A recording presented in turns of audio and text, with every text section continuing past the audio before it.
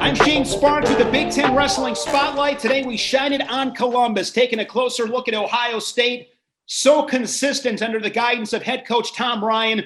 Last 5 NCAA championships, Ohio State has been top 3. Of course, they won that title in 2015, and they've won 3 Big Ten team titles during that span as well. And today we are joined by the aforementioned Tom Ryan, also Buckeyes Sammy Sasso, Kaleb Romero, and Carson Kharchla. Coach Ryan, I'll start with you. When I look at this team, Ohio State, the last half dozen or so years, you got a lot of highly credentialed guys. This team, although super talented, a lot of young guys, some new faces to the lineup. Yeah, we've been fortunate. All the guys you have in the call today, Sasso, Romero, and Kharchla, all of them were elite recruits coming out in the country. They follow the high standard of those that have come before them, like Stevers and Martins and Moores and Snyders. And so this is a great group. They understand that coming to Ohio State is a super high standard. These guys live up to it. So we're excited about this team. Sammy, you had a phenomenal redshirt freshman campaign, 24-3, made the Big Ten finals, had some super exciting wins along the way. Being your first year as a full-time starter in that lineup a season ago, what were the biggest takeaways for you, and what do you think was most critical in having the success that you did? I think just being myself, just finding myself during that season. You just hear a lot of things about how grueling the season is, and Big Ten schedule. Every guy is good, and I think I focused on that too much and just worrying a little bit too much. But down that stretch, I simplified it.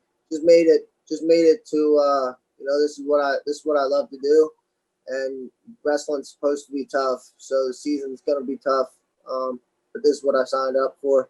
And you can make it more than it is. It's just wrestling matches. And I think when it boiled down to that, that's when I started bringing my best wrestling.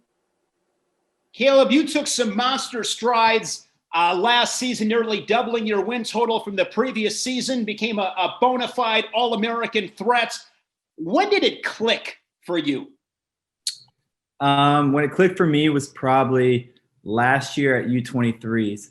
I just kind of like touching on what Sammy said. I mean, I was that first year, I was kind of getting caught up in the moment and taking everything like very seriously to an extent where it was affecting my performance. And I was just getting way too nervous and not really believing in myself. And U23s, there wasn't really anything on the line. So I just went out, opened up, wrestled very well.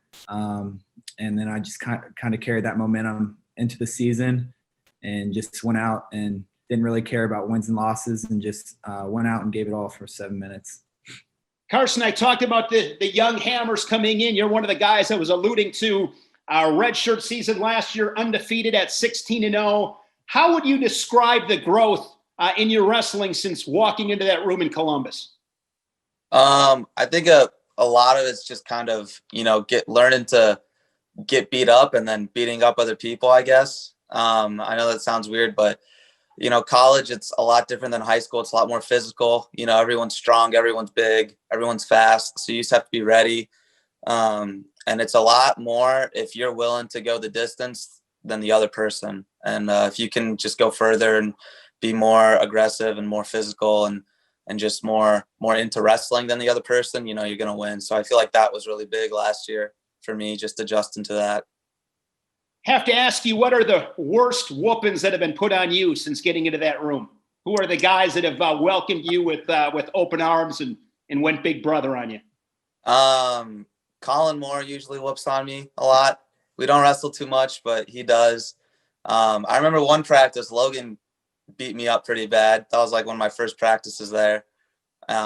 And that's a lot because he's like 20, 30 pounds smaller than me too. And he still beat me up. So, but yeah, just learning to be able to take that and then go and do it to someone else. Coach Ryan, want to go back to you. if you could, who will be the guys in the mix at each weight class? You have, I think, a few weight classes up in the air. You got a solid foundation, but you got a few question marks as well. You want to speak about those? Yeah, before I do, I want to talk about sharing the love. You know, Carson, Kaleb, and Sammy, what they're talking about is, right, it's the rite of passage, right? In every wrestling room, whenever there's growth anywhere, there's a rite of passage. And the passage is someone kicks my fanny, and then I kick someone else's. And it's an important element to the sport, right? And I think that's why there's so much respect in the sport. No matter where you go, you run across someone who's wrestled, you know that no matter how good they are, at some point in their journey, someone taught them a lesson or two, and they grew from it. So this team is a fun team. We're excited about what's happening here with these guys.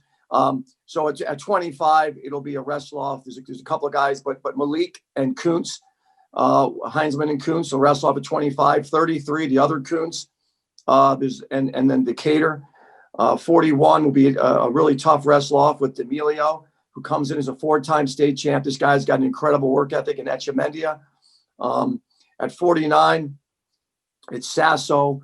I'm not sure who's going to really challenge there. There's a couple of guys in the weight. 57, you've got Cleary, Kinner. We got a recruit named Wilcox, a young guy that's fighting in there. 65 is Carson. He'll be challenged perhaps by Hubbard, maybe the main challenger there. At 74 is probably one of our toughest wrestle-offs. I mean, both guys are top 5 guys in the country. Ethan Smith has moved up to 74. Or back to 74. He was his freshman year, and he'll challenge Romero. At 84, you got Rocky Jordan and Zach Steiner, probably the 2 main guys there. At 97, you've got Singletary and Hoffman. You know, Hoffman was at 84, went up to heavyweight. Now he's settled in where he belongs at 97. And then heavyweight, you've got the gas tank against Tate Orndorff, who transferred in. There's a couple of other guys I didn't mention. And they may surprise us, but they'd have some growth ahead of them in order to jump in front of the guys I just mentioned. Kaleb talked about you being a bona fide All-American threat, no question about it, making those big strides. But at a program like Ohio State, I mean, it's tough to be the guy in your own room. What's that been like, having Smith coming down to 174 and just what's that experience like, having, knowing you got to get through a guy like that to get the spot?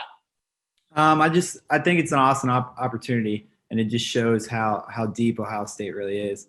I mean, we're a really good program, and it's a battle to get in the lineup. So I'm excited for it, and it'll be fun. Sammy, last year, a couple victories that stand out. Brayton Lee of Minnesota, you avenged that loss from Cliff Keen. You and Lugo went 1-1. That was a huge win for you inside Carver Hawkeye Arena to beat the Hawkeye. What are you most looking forward to this upcoming season? Who are a couple of guys that you want to roll around with? I don't want to get too ahead of myself and pinpointing guys. I just go out and wrestle. Who's ever out there, I'm going to go out and leave it all out on the mat.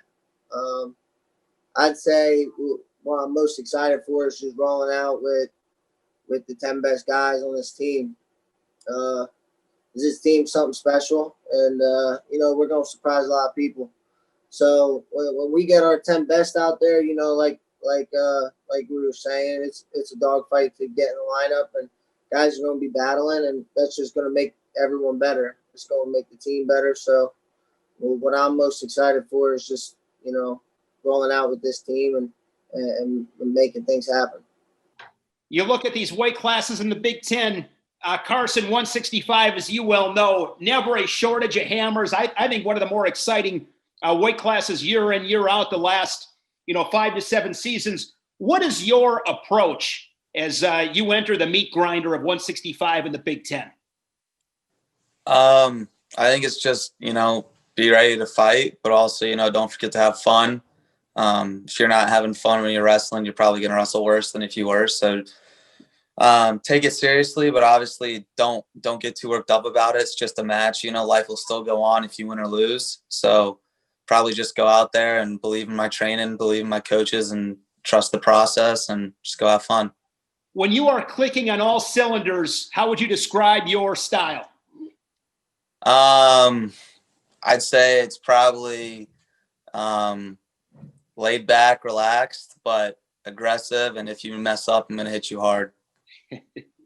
Coach Ryan, want to wrap things up with you. Just, I guess my question would be, when you look at this team and the rest of the landscape in the Big Ten and around the country, what'll be a few keys to success when looking at this young Buckeye group? And I ask all the coaches this. I give you a crystal ball. What are a couple of things that you'd love to see how they turn out? Well, we just want to be an aggressive team that loves that whether you're someone tuning into a dual meet for the first time or the 500th time, you see a bunch of guys having fun and loving what they do. So this team trains really hard. They're close. They know the expectations. Each guy has a really high expectation of himself, and we're just looking forward to getting going. I think January 9th, we're hoping this thing kicks off. So we'll see. Some more information should be coming, but I'm super excited about this group. The Jennings complex is the shiny red Ferrari of college wrestling. You guys have been there now for, I believe, over a year. What's your favorite part of that complex? Is that directed at me or just? Yeah. Actually, you guys can all answer that one. You guys can all take a shot at that one, because you can take a look behind me. There's nothing to not love about it, right? I think the big thing for me is just gratitude. I think it speaks to the deep passion and love that Buckeye Nation and these donors, this institution, have to make sure that people like the three guys on this call can live up to their God-given potential. And that's what this place speaks of, that we love wrestling in this city, that we love the people that partake in the sport. And we're going to provide an environment where there's nothing that you might need that's not here. So it's been a lot of fun to be in, and I know our guys love it. Well, guys, really appreciate the time, and best wishes this upcoming season. Thank you so much. Yeah, thank you. Thank you. That is a Big Ten Wrestling Spotlight on the Ohio State Buckeyes. I'm Shane Sparks.